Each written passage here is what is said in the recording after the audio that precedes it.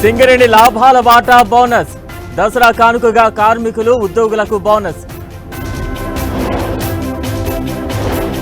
Italy పారిశ్రామికవేత్తలతో మంత్రి శ్రీధర్ బాబు భేటీ, aerospace defence రంగాల్లో పెట్టుబడులకు ఆహ్వానం. వరదలు నివారించాలంటే నాలాల విస్తరణ పెంచాలి, ఆస్తుల రక్షణకు ప్రత్యేక చర్యలన్న హైడ్రా కమిషనర్.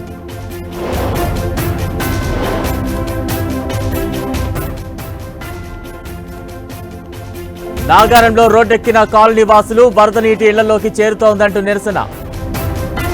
10 ఏళ్లలో ఐటీ రంగంలో కొత్త మలుపు, నాలెడ్జ్ ఎకానమీనే నడిపించబోతోందన్న చంద్రబాబు.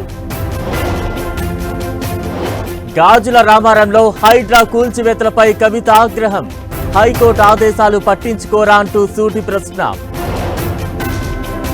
ఈశాన్య రాష్ట్రాలను కాంగ్రెస్ పట్టించుకోలేదన్న ప్రధాని, అరుణాచల్లో 5,000 కోట్ల అభివృద్ధికి పనులకు శ్రీకారం.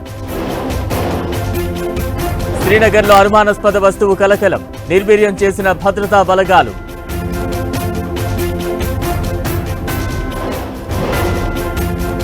ఈడీ విచారణకు మాజీ cricketer Uthappa, illegal betting app కేసులో ప్రశ్నలు. వరుసగా 3 రోజు పెరిగిన బంగారం ధర, 1,12,000 దాటిన తులం గోల్డ్ రేట్.